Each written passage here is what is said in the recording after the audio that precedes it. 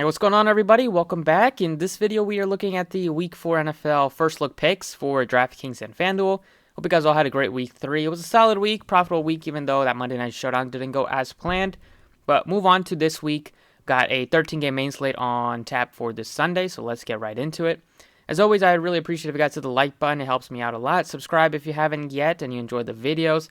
Follow me on Twitter at the DFS Process. You can check out the website if you want to join us for this upcoming week, dfsprocess.net. And let's get started.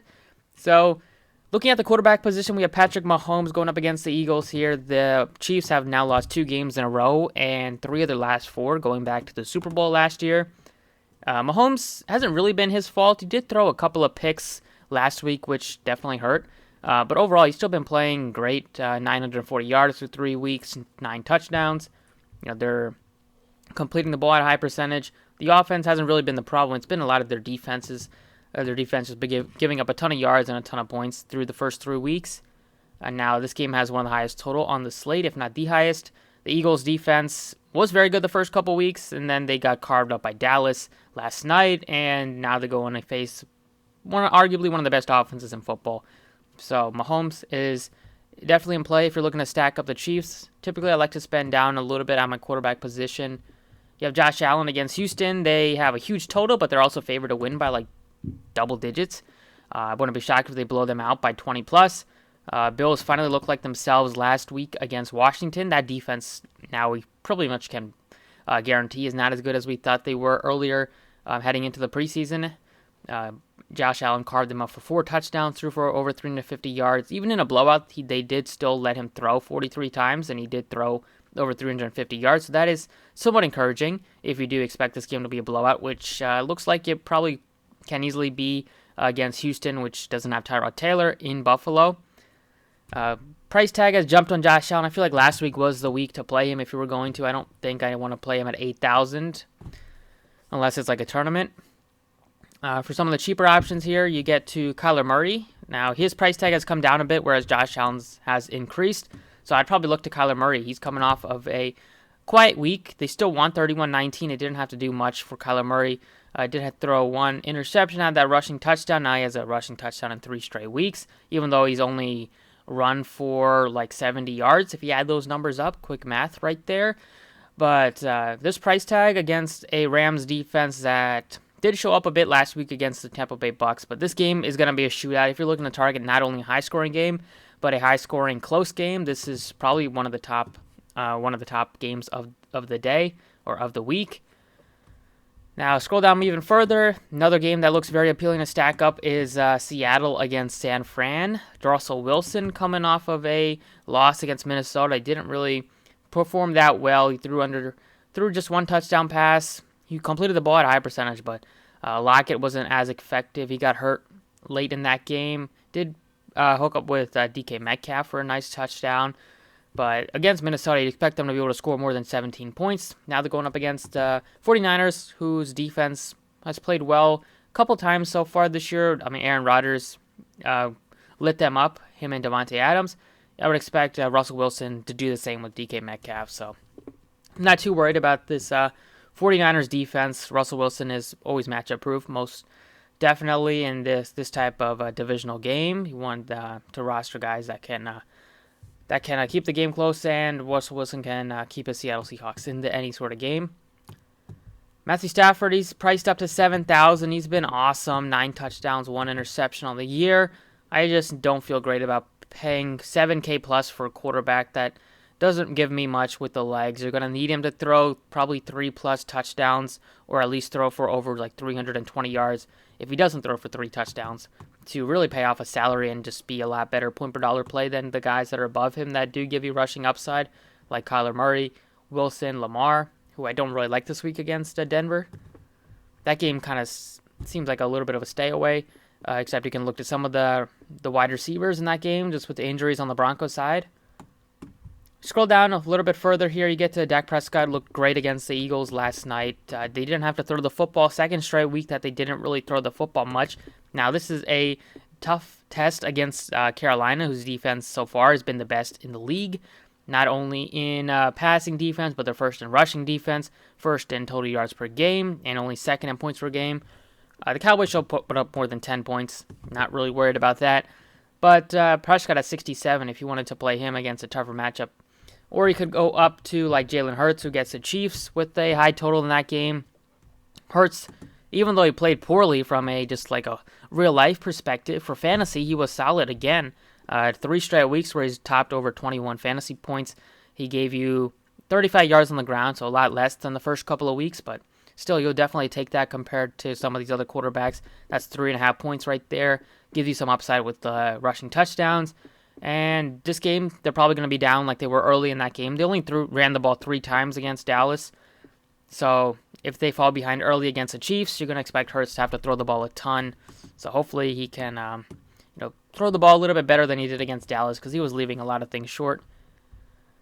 You have Aaron Rodgers at 68. He's going up against Pittsburgh in this matchup after the week 1 where a lot of people panicked, including myself, that Rodgers was kind of mailing it in this year. He's kind of shut everybody up the last couple of weeks, thrown for 6 touchdown passes, looking like his former self. This Pittsburgh defense, this whole team, Pittsburgh offense definitely is hurting right now. Their defense is still prone to giving up some big plays, like we saw with Jamar Chase last week, and Rodgers and Adams, I think, makes a nice stack. So just doing a quick glance at the quarterback position right now, I probably prefer like going to maybe Russell Wilson, Kyler Murray in that 7K and above range, in the 6K above range. In the high 6K range, I'm kind of looking at Jalen Hurts, Aaron Rodgers. And then at the low 6K range, you have Baker. If you wanted to play him against Minnesota, they've given up a ton of points on the year. Then you have Sam Darnold against Dallas, who Darnold only has thrown for 3 touchdown passes, but he's running for 3, and those are more valuable than touchdown passes. Got those extra couple of points. So against Dallas, I think he makes for a great play. At this price tag, it hasn't jumped much. He's only increased by $100 from his great performance against Houston last week. And as Dallas' pass defense has been pretty poor so far, Hurts had to throw the ball. He threw over 320 yards because they had to throw a ton in the second half. But still, they're giving up some big plays. So Darnold at quarterback, I think, makes some sense if you're looking for a cheap kind of cash game quarterback with some tournament upside with the rushing touchdown upside that he presents. He did have a 31-yard run last week that got called back for penalty. So if he has to run, he can. And against Dallas, it should be a high-scoring game. So without McCaffrey, they're going to have to rely on Darnold to throw the ball a lot more. And so I think that makes for a great play. And we obviously know who to stack Sam Darnold with. We'll get to him shortly. In the 5K range at quarterback this week, you have some of these guys that are kind of just like tournament options, like Taylor Heineke against Atlanta. You could look to Bridgewater against Baltimore. You could go down to Jameis Winston against the Giants. Carson Wentz just haven't been playing anybody on the Colts, so I don't want to really start now against Miami. Maybe you can look to Matt Ryan. After how Ben Roethlisberger guys looked, I can't recommend him at 55. And then that's basically it. If you want to torture yourself a little bit, you can play Zach Wilson, but that would be like a Millie Maker type of lineup where you throw in like one lineup if you make 150, or maybe 2 lineups at least. So that's about it for the quarterback position. I like getting to Darnold right now as a first look at that price tag. At the running back spots here, you have Derrick Henry. He is $8,800 going up against the Jets. Now, this is a great spot for Derrick Henry. This is a type of matchup where the game script just bodes well for them to run the ball a lot. If they get up to a big lead, you're going to see Derrick Henry pound the ball in the second half, ice the game. So I really do like him, especially now that you don't have McCaffrey to target at the top end. Henry gives you a ton of upside. Then you have Alvin Kamara at 84. Kamara typically would give you more receiving upside, but based on what Henry has done so far, I can't really say the same. Thing this time because Alvin Kamara has 10 receptions on the year, and Derrick Henry has 12 receptions. So has more catches than Kamara. Kamara has a couple more touchdown receptions than him. Based on the matchup, if you do think the Giants will be able to keep it a little bit closer than the Jets, you could see Kamara get a little bit more work than Henry in the passing game. But both guys are strong plays. I can't really fault you for picking either one. I think most people will go with Kamara, though, just because he's a little bit cheaper, and he's facing off against the Giants' defense. Cook, if he's in, it's a tougher spot against Cleveland. I kind of like to target Cleveland. Don't really like to ever target Cleveland, but in this game at home, you might be able to look to a couple of pieces in the passing game here. But if Cook is in, I think he's fine. If he's out, then you want to play Madison, even though he's at 66. He's just going to get all the work. We saw that last week where he got 32 touches. Once they said Cook was unlikely to play, on Twitter I basically said it's Madison time, and it definitely was. Put up 26.1. It wasn't even that popular. I thought he was going to be 50+% owned in cash, and he wasn't. He was in the low 30s, or even like the high 20s in some. So Madison, if there's no Cook this week, looks like a great play. Najee Harris, this is going to be something to keep an eye on the whole week. He got 28 touches, 14 receptions, 19 targets, which was the second most for any running back. And now he's going up against a Packers defense. Basically, what to keep an eye on is if Juju is out, if Deontay Johnson is out, then Najee Harris will probably get a lot of targets again. If those guys happen to return for this one, I know Juju played, but he left the game probably halfway through. But if those guys are healthy for the whole game, then Harris will probably get you still a good amount of receptions, but definitely not 14. So if, depending on the injuries, this will be somebody to look at. If they're all healthy, the receivers, then I don't want to you could still play him, but it's not going to be as much of a slam dunk as if they're missing like Juju or Deontay or both of those guys. You definitely keep an eye on that because his ownership is going to be up. Anytime you see a big game like that out of a guy that a lot of people are hyped about, you're going to get a lot of ownership the following week. Scrolling down a bit, Miles Sanders had a nice run on his only one of 2 attempts. So 2 carries for Miles Sanders last night. I mean, I almost said Doug Peterson. Nick Sirianni has to do better for the Eagles. They got to get Miles Sanders involved. He's been averaging over 4 yards the first couple of weeks, and you got to give him at least close to 15 carries. He can even catch passes for you. So if you want to play him against the Chiefs, he's fine. I prefer getting to Chris Carson, who's only $6,300 right now. I don't really want to target anybody on the Colts, especially now that Hines kind of got similar work, or similar, not similar work, but similar like yardage to Taylor, and he did take a touchdown away from him. So give me the guy that's going to be on the field a lot more, and Chris Carson. He only got 14 touches, but that was mainly because he had to throw the ball a lot, leading the game to try to mount a comeback. But I still like the matchup for him against San Fran. You've been able to run the football against them. It should be a high-scoring game, so good chance Carson can punch it into the end zone. They do like to utilize him. Obviously, nobody's going to take away his goal line work, so pretty solid floor with a decent ceiling if this game does turn into a shootout where they're scoring a bunch of touchdowns. Then you have DeAndre Swift, who I do like this week against Chicago.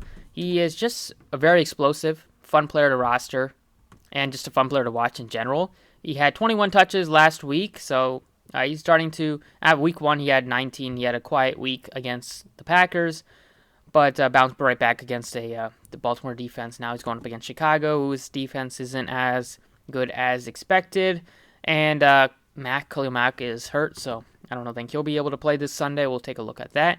But Swift, at that price tag, looks like a great option. You also have Antonio Gibson against Atlanta. The low 6K range is loaded with Carson, Swift, Gibson. Kareem Hunt had a big week. Hubbard is 59. I'd probably like to get to some of these other guys just because they're kind of proven a little bit more and for the same price tag, basically. You can go down to like David Montgomery at 58 against Detroit. If Andy Dalton is back, that makes it feel a little bit better that they'll be able to move the football because didn't like what I saw out of Fields last week. If Dalton is in, better chance that Montgomery can punch it into the end zone because they're just going to be able to score more. And then you have Darrell Henderson is 56 against the Cardinals. This is another marquee matchup to target. Very tough. So far, Arizona's been tough against the pass. Easy against the run, so looking at a guy like Henderson. They didn't get a lot of production out of Sony Michel. He ran the football.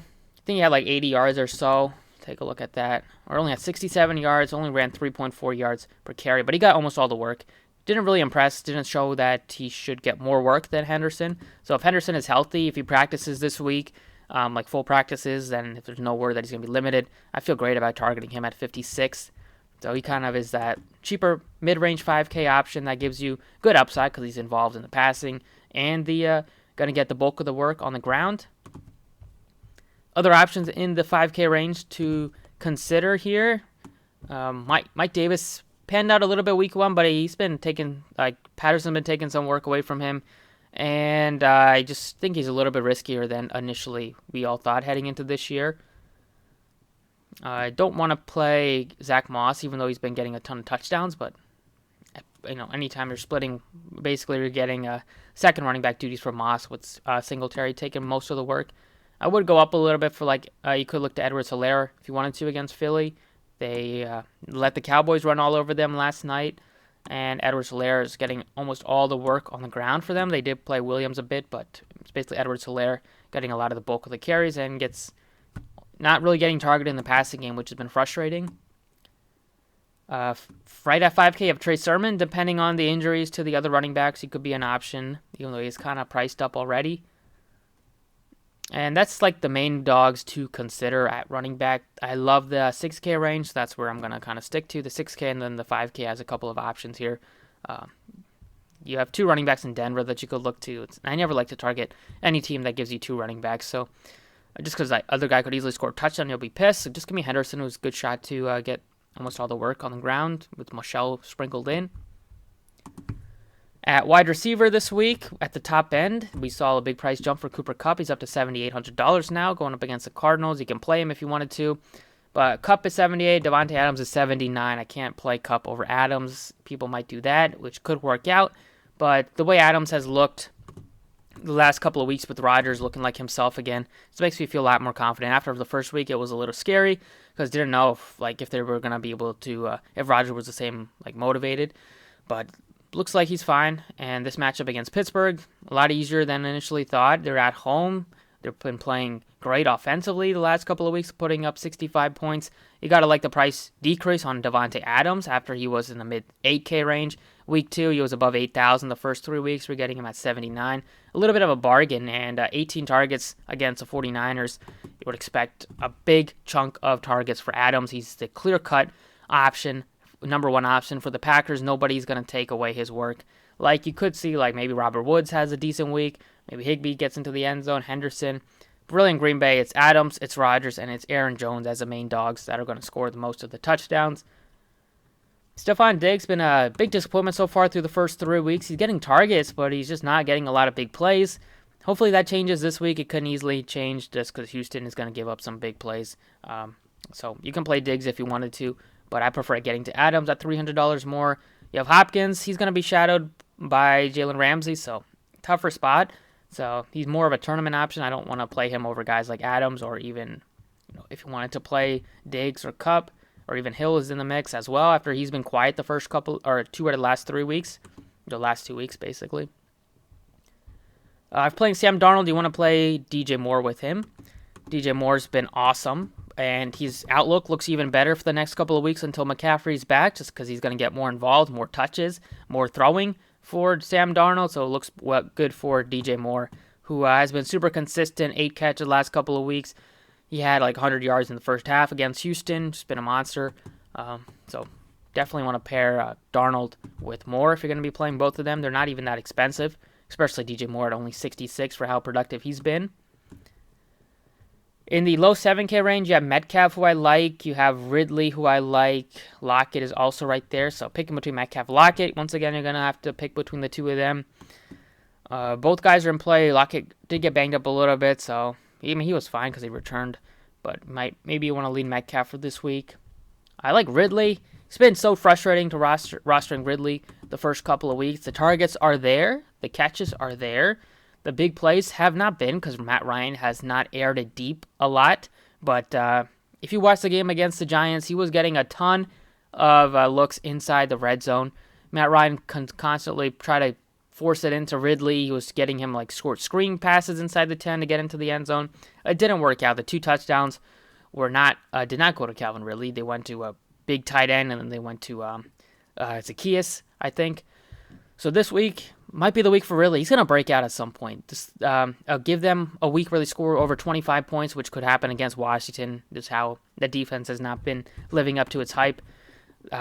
They've given up a bunch of big plays. They've given up 31 points per game so far. If Ridley and the Falcons can move the football at home, Ridley has a chance to get 2 touchdowns any single week that they score a lot of points, because he's going to get peppered with targets like Devontae Adams. I'm going to continue playing Ridley at this price tag because I know it's going to work out very soon. So give me Calvin Ridley. I like him more than McLaurin at 69. I like him more than CeeDee Lamb. You have Adam Thielen in the mix as well. But Thielen, Jefferson, you're picking between those guys. You're picking between Lockett, Metcalf. Give me Ridley, who I think is going to get you probably a dozen targets or so and have a huge week this week. I'll definitely bet the overs on him this Sunday. In the 6K range now, A.J. Brown's not expected. Well, he's week to week, so if he's out, then you can look to Julio against the Jets. I like Debo a bit at $6,500. Brandon Cooks got it done in garbage time, but I don't feel confident in that. I'd rather probably go to some of the more expensive guys or go right up to Debo. Depending on the injuries to the Steelers wide receivers, you can look to Chase Claypool. I was looking at Amari Cooper, but then another quiet week for him.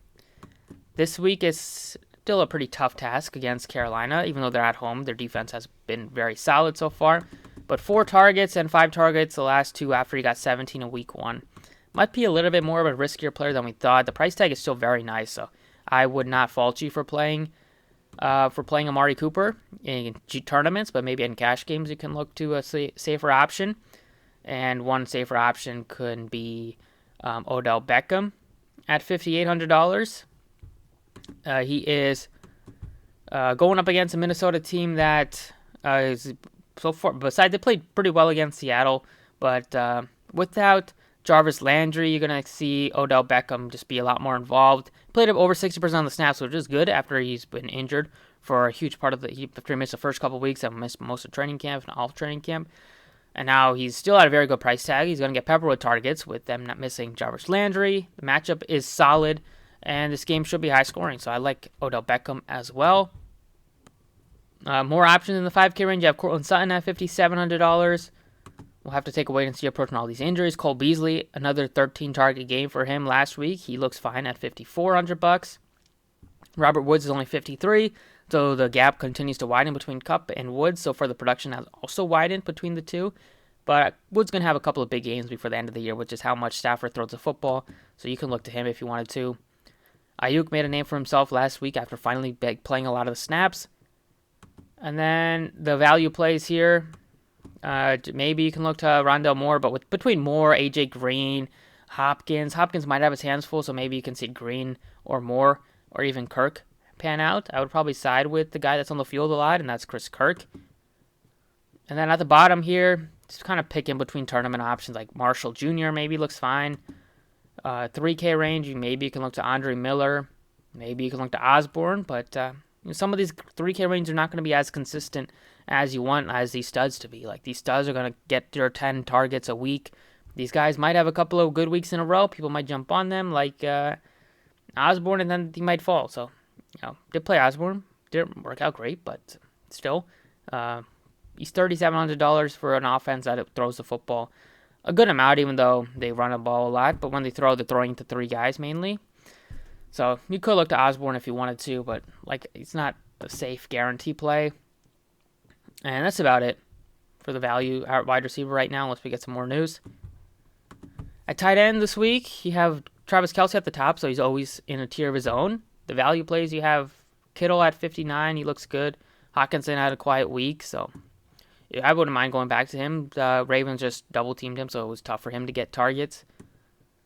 Some of the cheaper plays, you have Higbee, had a good week against Arizona. I think he looks fine because he's on the field like the whole game.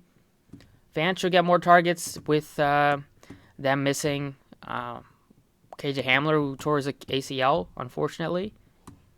The 3K range, you have Dalton Schultz coming off a 2-touchdown performance. He will definitely get some ownership, especially after just watching that game last night where a lot of people did. And he's on the field a good amount. He runs some good routes. So this game, if they do throw the football more than they have the last couple, it looks good for Schultz.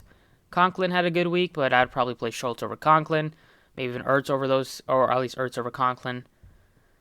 And then you have Everett. He's getting some production. Good spot against the 49ers in terms of just a nice game to target. And then at the bottom, I want to target one guy, and that is if you're playing Sam Darnold, you're playing DJ Moore. If you want one more guy to throw into the mix, you can look to Tommy Tremble.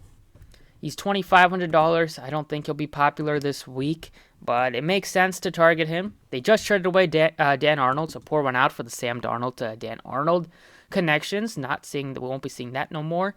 But we could see a Darnold throw to Trimble more and more throughout the year. They wanted to utilize him more heading into week 3. And he responded with a 30-yard grab, and he had a 7-yard touchdown on a jet sweep. Like, what team is using a tight end on a jet sweep? The Panthers did. They like this 3rd-round pick. They're going to utilize him more and more. He's going to be turned into their pass-catching tight end. So against Dallas, after what the Eagles tight ends did against them, I think you could look to Tremble. If you wanted to, save you a little bit of money at least. And then a quick run through at defense. Typically, I'm going at the bottom for defenses. I'm not really looking to spend up. Right now at the bottom at defense, I'm looking at the Lions. If they are going to be if the Bears are without Dalton, then watching Fields are probably going to struggle to move the football a little bit at least. Lions have been able to get to the quarterback the last couple of weeks, getting some sacks. They did play good against Baltimore, limiting them to just 19 points. They should have had a lot more because Marquise Brown forgot how to catch in that one. But if Justin Fields is starting, I think that defense looks like a great value. If you're looking to pay up a little bit more right now, you can look to the Colts against Jacoby Brissett. Again, that Miami offense. If you're looking to pay in the 3K range at defense, probably look to you can look to the Chiefs after. I mean, their defense has been so bad, but Hurts has been turning the football over the last couple of weeks. I'd probably look to the Packers over the Chiefs. They're 33 against a very limited in terms of Roethlisberger just looks so bad. Like, at least Hurts can move the football a little bit and run, but Ben Roethlisberger is just a stiff back there right now. And then at the top end, I'm definitely not looking at the Panthers, even though they did play well. I don't want to target them against Dallas. I think Dallas will move the football a little bit at least. But at the top end, obviously, it's the Bills. It's the Titans, the teams that are facing off against a couple of the worst offenses in the league. Maybe you can look to the Bears as well, but I'll probably stick to the cheaper defenses, especially because I want to pay up at receiver. So that's the first look. I hope you guys enjoyed. We will touch on the FanDuel pricing. I'll just give you guys a quick core, at least an early core for that site. All right, so on FanDuel, it's basically, right now I kind of have the same core guys penciled in here. Sam Darnold is very cheap at $7,200. So basically the pricing on FanDuel at the quarterback position is somewhat consistent. Josh Allen, Mahomes at the top end. Hurts is priced up to $79. So I'll probably go to guys like Kyler Murray. Probably get to Lamar Jackson, even though it's a tough spot. But probably Kyler Murray, Josh Allen over Hurts on FanDuel. You can go down to Rodgers at $76. You have Heineke's way too expensive at $74. I'd rather go to Darnold. I'd rather go to Baker, even though I'd never play Baker because they run the football too much. And then the 6K options, you have Jameis Winston against the Giants if you wanted to play him. I don't want to play Garoppolo because sometimes they'll just utilize Trey Lance like they did last week and just have him run it in when they're inside the 5. So that sucks for your quarterback. And then you have Matt Ryan at 67 as a potential pivot. But I feel fine going Darnold. I want to pair him with DJ Moore anyway. On FanDuel, they're a little bit more expensive, but you have more salary to work with, so it's fine. He's $7,300. Kevin Ridley's the favorite wide receiver on FanDuel for me at the price tag at $72. Kupp is $86, so I'm not going to play Kupp over guys like Devontae Adams, Hill, even guys like Stephon Diggs this week. If it burns me, then that's fine. But he's not going to be able to score multiple touchdowns every single week. When's the last time you saw a receiver score 32 touchdowns by the end of the regular season? And then you have Robert Woods, a good value. Courtland Sutton's a great value. Depending on who's playing quarterback, Robinson could be a decent value. I like Marquise Brown to bounce back a bit. You have Chase Claypool, a great value. Beckham. So this range at wide receiver looks strong. You don't have as many last week. You had Mike Williams staring you in the face here at 56. This week you're staring at Marquez Callaway, AJ Green, Watkins, Ayuk. So it's a different pricing this week. So I think the 6K range is probably where I'm sticking to if I was going to go with a cheaper wide receiver, or easily pay up for the 7K guys and the 8K guys. And then tight end wise, you have Kittle if he plays, looks great. Obviously Kelsey, but if you're looking at some value plays, it's Pitts if he's ever going to break out. It's going to happen maybe this week against Washington. Higbee, I like him. You have Fant at a great cheap play. Then you have you have Schultz at 5K flat.